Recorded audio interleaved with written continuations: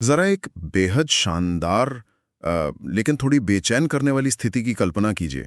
मान लीजिए किसी बहुत बड़ी टेक कंपनी ने थाने के वागले एस्टेट जैसे प्रीमियम लोकेशन में पूरे 100 करोड़ रुपए देकर एक चमचमाता हुआ नया आईटी पार्क खरीदा है। 100 करोड़। ये तो वाकई एक बहुत बड़ा इन्वेस्टमेंट है। बिल्कुल, है ना। 20वीं मंजिल का पेंट हाउस ऑफिस है, नीचे शानदार कैफेटेरिया है, बोर्ड रूम में शैंपेन खोली जा रही है, लीगल टीम ने सारे कागजात चेक कर लिए, रजिस्ट्री हो चुकी है। लेकिन तभी दस्तावेजों के एक बहुत ही बारीक पन्ने पर आपकी नजर पड़ती है। अच्छा, ऐसा क्या है उस पन्ने पर? अचानक ये हकीकत सामने आती है कि जिस जमीन पर वो 100 करोड़ की शानदार इमारत खड़ी है, उसका 1 इंच हिस्सा भी आपका नहीं है। अरे बाप रे। सच कहूं तो ये बात किसी भी नए इन्वेस्टर की रातों की नींद उड़ाने के लिए काफी है। वही तो। क्योंकि देखिए, आम दुनिया में या कहें कि ट्रेडिशनल रियल एस्टेट में जब हम करोड़ों रुपए खर्च करते हैं तो हमें लगता है कि आसमान से लेकर पाताल तक उस जमीन पर हमारा मालिकाना हक है। लेकिन वागले एस्टेट की दुनिया इस लॉजिक पर काम ही नहीं करती। तो क्या ये कोई बहुत बड़ा रियल एस्टेट घोटाला है? मतलब कोई 100 करोड़ रुपए दे रहा है और उसे जमीन का मालिकाना हक ही नहीं मिल रहा है। ये तो सीधा सीधा धोखा लगता है। धोखा नहीं है, बल्कि यही वो मास्टरमाइंड सिस्टम है जिसे हम एमआईडीसी का लीज होल्ड या पट्टे का मॉडल कहते हैं। Lease hold? हाँ, यहाँ आप जमीन खरीदते नहीं हैं। आप दरअसल एक बहुत लंबी अवधि के लिए उस जमीन को इस्तेमाल करने का अधिकार खरीदते हैं। और यकीन मानिए, ये कोई खामी नहीं है, बल्कि ये एक बहुत ही सोची समझी रणनीति है। और यही रणनीति आज हमारी इस गहन चर्चा का केंद्र है। चलिए इसे थोड़ा आसान भाषा में समझते हैं कि कैसे महाराष्ट्र सरकार की नीतियां, एमआईडीसी के सख्त नियम और रेरा का एक बिल्कुल नया वर्टिकल कार्ड सिस्टम ठाणे के वागले एस्टेट को एक प्रीमियम टेक हब में बदल रहे हैं। बिल्कुल। और आज हम जो भी बात कर रहे हैं उसका आधार ठाकुर प्रॉपर्टी कंसल्टेंसी के पवन ठाकुर द्वारा तैयार की गई एक विस्तृत रिपोर्ट है। सही कहा। पवन ठाकुर की वो रिपोर्ट एक तरह से इस पूरे इकोसिस्टम का ब्लूप्रिंट है। मतलब वो रिपोर्ट वाकई में एक आई ओपनर है, क्योंकि वो सिर्फ ऊपरी फायदों की बात नहीं करती है। वह उन कानूनी पेचीदगियों और जमीनी हकीकतों में उतरती है जिनका सामना हर रोज उन बिल्डर्स और टेक कंपनियों को करना पड़ता है जो वागले एस्टेट में अपना भविष्य देख रहे हैं। तो चलिए सीधे सबसे बड़े सवाल से टकराते हैं। मतलब अगर मुझे मालिकाना हक ही नहीं मिल रहा है तो मैं वागले एस्टेट क्यों आऊं? बड़ी बड़ी टेक कंपनियां अपना बोरिया बिस्तर बांधकर यहाँ क्यों आ रही हैं? क्योंकि अगर आप मालिकाना हक की जिद छोड़ दें तो महाराष्ट्र सरकार आपको जो आर्थिक फायदे दे रहे हैं वो किसी भी कंपनी की बैलेंस शीट को रातों रात पलट सकते हैं। अच्छा, ऐसे क्या फायदे हैं? सरकार का सीधा सा विजन है वागले स्टेट को ग्लोबल आईटी मैप पर लाना। इसके लिए उन्होंने लाल फीताशाही को हटाकर एक तरह से रेड कारपेट बिछा दिया है। शुरुआत करते हैं प्रॉपर्टी टैक्स और स्टैम्प ड्यूटी से। टैक्स में ऐसा क्या खास है? मतलब कमर्शियल बिल्डिंग है तो कमर्शियल टैक्स ही लगेगा ना? यहीं पर सरकार ने गेम बदल दिया है। जो आईटी या आईटीईएस कंपनियां इन आईटी पार्क्स में रजिस्टर्ड होती हैं, उनसे कमर्शियल रेट पर प्रॉपर्टी टैक्स वसूला ही नहीं जाता। सच में? तो फिर किस रेट पर देते हैं वो? उन्हें रेजिडेंशियल रेट यानी आवासीय दर पर प्रॉपर्टी टैक्स देना होता है। रुकिए, ये तो बहुत बड़ा अंतर है। एक 30 मंजिला कमर्शियल ऑफिस बिल्डिंग, लेकिन प्रॉपर्टी टैक्स घर के रेट पर। मुंबई और ठाणे जैसे शहरों में कमर्शियल और रेजिडेंशियल टैक्स के बीच का जो फासला है वो तो करोड़ों में होता है। बिल्कुल। आप खुद सोचिए कि एक बड़ी कंपनी के लिए साल दर साल ये कितनी बड़ी बचत है। और बात सिर्फ प्रॉपर्टी टैक्स की नहीं है, और भी कुछ है। हाँ, जब आप जमीन या प्रॉपर्टी खरीदते हैं तो स्टैम्प ड्यूटी एक बहुत बड़ा खर्च होता है। चूंकि वागले एस्टेट जोन 1 में आता है, यहाँ पब्लिक आईटी पार्क्स के लिए स्टैम्प ड्यूटी में सीधे 75% की छूट है। 75%? अरे वाह! और अगर प्राइवेट आईटी पार्क है तो 50% की छूट मिलती है।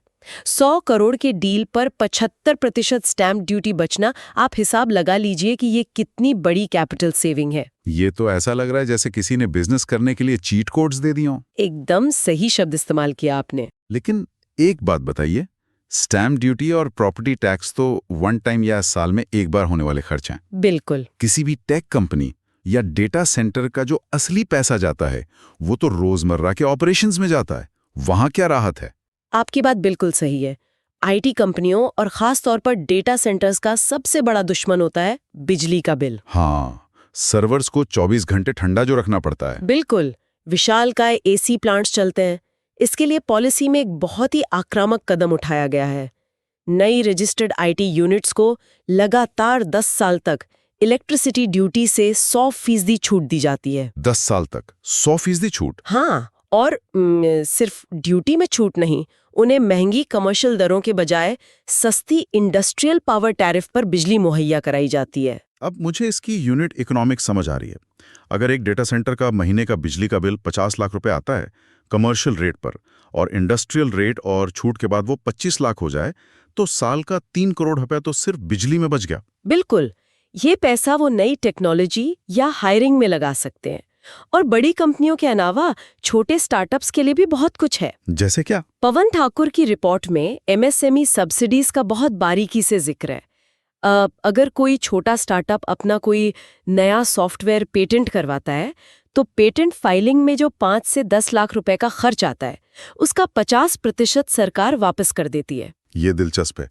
लेकिन एक सवाल है, वागले एस्टेट जैसे प्रीमियम हब में 5 लाख रुपए की सब्सिडी से क्या ही फर्क पड़ता होगा? फर्क पड़ता है, क्योंकि ये इकोसिस्टम बनाने के बारे में है।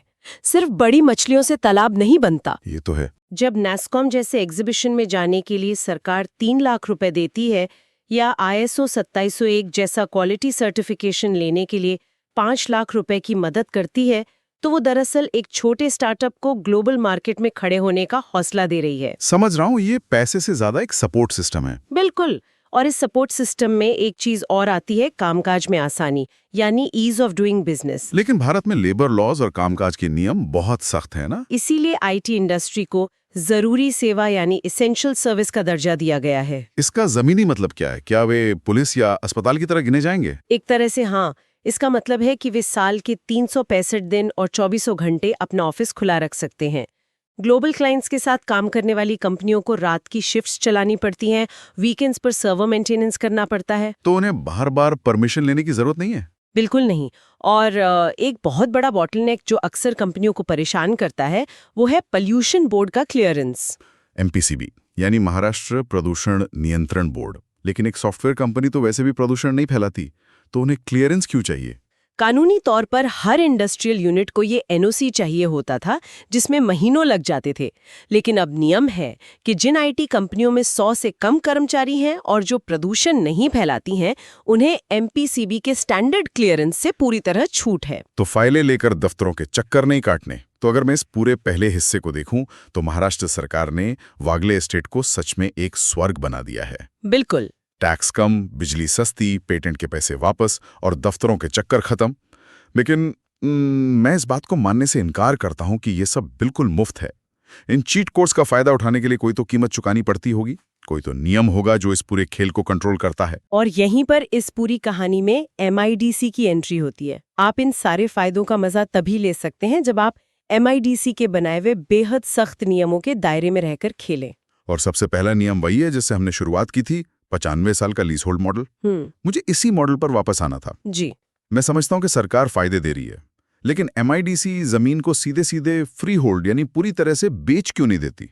लीज पर देने का क्या लॉजिक है? यहाँ जो बात सबसे दिलचस्प है वो ये है कि MIDC ने ये मॉडल जमीन की सट्टेबाजी यानी स्पेकुलेशन को रोकने के लिए बनाया है। अच्छा, सट्टेबाजी रोकने के लिए? हाँ, सोचिए अगर MIDC जमीन फ्री होल्ड बेच दे, तो भारत के रियल एस्टेट मार्केट का जो ट्रेंड है, उसमें लोग जमीन खरीदेंगे, बाउंड्री वॉल बनाएंगे और 10 साल के लिए भूल जाएंगे। उनका मकसद वहां IT पार्क बनाना नहीं होगा, बस जमीन की कीमत बढ़ने का इंतजार करना होगा। एकदम सही। लीज होल्ड मॉडल से MIDC के पास एक लगाम रहती है। अगर आपने IT पार्क बनाने के लिए जमीन ली है, तो आपको एक तय समय के अंदर वहां IT पार्क ही बनाना होगा। और अगर नहीं बनाया तो MIDC अपनी लीज रद्द करके जमीन वापस ले सकती है। ओहो, मतलब असली औद्योगिक विकास सुनिश्चित हो रहा है। ये बहुत ही प्रैक्टिकल तर्क है। अब इस मास्टर प्लान में एक और बहुत कड़ा नियम है जिसका जिक्र रिपोर्ट में बार बार आता है, 60-40 जोनिंग। मैंने पढ़ा है कि ये CDCPR दिशा निर्देशों का हिस्सा है। ये CDCPR क्या है और ये 60-40 का क्या चक्कर है? CDCPR मतलब comprehensive development control and promotion regulations. आसान भाषा में ये वे नियम हैं जो तय करते हैं कि आप अपनी जमीन पर क्या और कैसे बना सकते हैं। ठीक है। 60-40 नियम ये कहता है कि किसी भी प्राइवेट IT पार्क में कम से कम 60% हिस्सा कोर आईटी या आईटीईएस कामों के लिए रिजर्व्ड होना चाहिए, यानी वहां सिर्फ सॉफ्टवेयर डेवलपमेंट, बीपीओ या डेटा सेंटर ही चल सकते हैं। और बाकी 40% हिस्सा? वो 40% हिस्सा अलाइड सर्विसेज के लिए होता है, जैसे bank, cafeteria, retail space, gym या कुछ चुनिंदा रेजिडेंशियल सेटअप। तो मतलब अगर मैं इसे एक परफेक्ट बैलेंस वाली थाली की तरह देखूं, जहां 60% मुख्य भोजन यानी आईटी कंपनियां हैं और 40% जरूरी साइड डिशेस हैं जो उस पूरी इकोसिस्टम को जिंदा और ऊर्जावान रखते हैं। ये एनालॉजी काफी अच्छी है। 60% आपका मेन काम कर रहा है, लेकिन वो 40% उस पूरे आईटी पार्क को एक भूतहा इमारत बनने से रोकता है। कोई भी टॉप टैलेंट ऐसी सूखी जगह काम नहीं करना चाहेगा जहां शाम को कॉफी पीने की जगह ना हो। बिल्कुल सही बात है। अच्छा, अब जमीन तो लिमिटेड है ठाणे में, अगर मुझे ज्यादा जगह चाहिए तो मैं इमारत को और ऊंचा ले जा सकता हूँ? हाँ, और एमआईडीसी इसमें भी मदद करता है, वर्टिकल डेवलपमेंट के लिए अतिरिक्त एफएसआई देकर। थोड़ा रुकिए, जो लोग रियल एस्टेट बैकग्राउंड से नहीं हैं, उनके लिए ये एफएसआई क्या है? एफएसआई मतलब फ्लोर स्पेस इंडेक्स। आसान शब्दों में ये आपको आसमान की तरफ बढ़ने का लाइसेंस है। एमआईडीसी आईटी पार्क्स के लिए 3.0 या उससे ज्यादा का बेसिक एफएसआई देता है। तो ज्यादा मंजिलें बना सकते हैं, लेकिन मैंने सुना है कि इस अतिरिक्त एफएसआई के लिए सरकार को भारी प्रीमियम देना पड़ता है। आमतौर पर देना पड़ता है, लेकिन यहाँ आईटी पार्क्स के लिए एमआईडीसी इस प्रीमियम पर 50% का भारी डिस्काउंट देती है। अरे वाह, कंस्ट्रक्शन कॉस्ट में एक और कट। लेकिन वागले एस्टेट में तो पहले छोटी छोटी इंडस्ट्रियल जमीनें थीं, उन छोटे प्लॉट्स पर बड़े आईटी टावर कैसे बनेंगे? इसके लिए एमआईडीसी ने एकीकरण यानी अमालगमेशन की अनुमति दी है। अब आप कई छोटे प्लॉट्स को मिलाकर एक बड़ा आईटी टावर बना सकते हैं, जिसमें मल्टी लेवल पार्किंग जैसी आधुनिक सुविधाएं हों। ये सब सुनने में बहुत स्मूथ लग रहा है, लेकिन जहां इतने नियम हैं, 60-40 की चेकिंग है, वहां तो अप्रूवल्स के लिए सरकारी दफ्तरों में फाइनों के पहाड़ लग जाते होंगे। पुरानी व्यवस्था में ऐसा ही होता था, लेकिन अब सारे काम राज्य के एकीकृत माहिती पोर्टल के जरिए ऑनलाइन होते हैं। माहिती पोर्टल? हाँ, एक single window digital system, letter of intent से लेकर कंप्लायंस तक सब ऑनलाइन। इससे अप्रूवल में देरी नहीं होती। चलिए, ये तो हुई पूरी इमारत खड़ी करने की बात। अब मैं एक बहुत ही व्यवहारिक सवाल पूछता हूँ। जी, पूछिए। मान लीजिए एक बहुत बड़ा आईटी टावर बन गया, 30 मंजिला इमारत है और उसमें 50 अलग अलग टेक कंपनियां काम कर रही हैं। अब जमीन तो नीचे एक ही है और वो एमआईडीसी की लीज पर है। ऐसे में जो कंपनी 15वें माले पर अपना ऑफिस चला रही है, वो कानूनी रूप से कैसे साबित करेगी कि हवा में मौजूद वो ऑफिस उनका है? ये एक बहुत ही शानदार सवाल है, और यहीं पर राजस्व विभाग का एक नया सिस्टम सामने आता है, जिसे वर्टिकल प्रॉपर्टी कार्ड कहते हैं। पवन ठाकुर की रिपोर्ट में इसका बहुत डिटेल में जिक्र है। Vertical property card? मैंने पुराने 7/12 का नाम सुना है, जिसमें जमीन का रिकॉर्ड होता था। हाँ, पुराने 7/12 में सिर्फ जमीन का रिकॉर्ड होता था। लेकिन सोचिए, अगर 30 माले की बिल्डिंग है, तो जमीन के कागज में हवा में बने उस 15वें माले का कोई वजूद ही नहीं था। बिल्कुल। तो ये नया वर्टिकल कार्ड क्या करता है? इस नए वर्टिकल कार्ड में हर इंडिविजुअल ऑफिस के मालिक का नाम, फ्लोर नंबर, यूनिट नंबर और उसका सटीक रेरा कार्पेट एरिया दर्ज होता है। तो मतलब अब हर ऑफिस की अपनी एक पक्की सरकारी पहचान है? बिल्कुल। और ये कार्ड ये भी तय करता है कि पूरी जमीन में उस एक ऑफिस की आनुपातिक हिस्सेदारी कितनी है। अगर हम इसे बड़ी तस्वीर से जोड़कर देखें, तो ये कमर्शियल रियल एस्टेट में गजब की पारदर्शिता लाएगा। एक ही प्रॉपर्टी को 2 बार बेचने वाला फ्रॉड अब खत्म हो जाएगा। यहाँ कहानी वाकई बहुत दिलचस्प हो जाती है, क्योंकि मेरे हाथ में भले ही एक चमकता हुआ नया डिजिटल वर्टिकल कार्ड हो, लेकिन जमीन तो अभी भी लीज पर है ना। क्या मेरा ऑफिस फ्री होल्ड हो गया? नहीं, बिल्कुल नहीं। यही एमआईडीसी की शर्त है। वर्टिकल कार्ड बनने का मतलब प्रॉपर्टी फ्री होल्ड होना नहीं है। वागले एस्टेट में संपत्ति कानूनी रूप से लीज होल्ड ही रहेगी। मतलब उस जमीन का मेन सोर्स कोड, असली मालिकाना हक हमेशा एमआईडीसी के पास ही रहेगा? एकदम सही। और इसके लिए एमआईडीसी का सबलीज एनओसी या त्रिपक्षीय समझौता यानी ट्राइपार्टाइट एग्रीमेंट होना अनिवार्य है। तो ये नया सिस्टम कब से लागू हो रहा है? जनवरी 2026 के बाद बनने वाले सभी नए प्रोजेक्ट्स के लिए ये अनिवार्य है। और जो पुरानी बिल्डिंग्स हैं, उनका क्या? पुरानी आईटी बिल्डिंग्स को अपनी सोसाइटी के जरिए दिसंबर 2027 तक ये कार्ड बनवाना होगा और सरकार ने इसके लिए मेजरमेंट फीस माफ कर दी है। केवल 500 रुपए प्रति यूनिट की नॉमिनल प्रोसेसिंग फीस तय की है। सिर्फ 500 रुपए? ये तो बहुत ही बढ़िया है।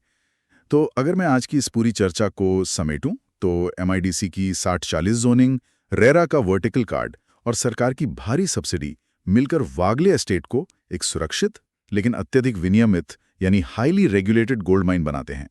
बिल्कुल, यहाँ नियमों का पालन यानी कंप्लायंस ही सफलता की एकमात्र चाबी है। सही बात है। लेकिन जाते जाते मैं श्रोताओं के लिए एक सोचने वाला सवाल छोड़ना चाहता हूं। देखिए, आज का युग गिग इकोनॉमी और प्लग इन प्ले स्टार्टअप्स का है, जिन्हें बहुत तेजी और लचीलापन चाहिए।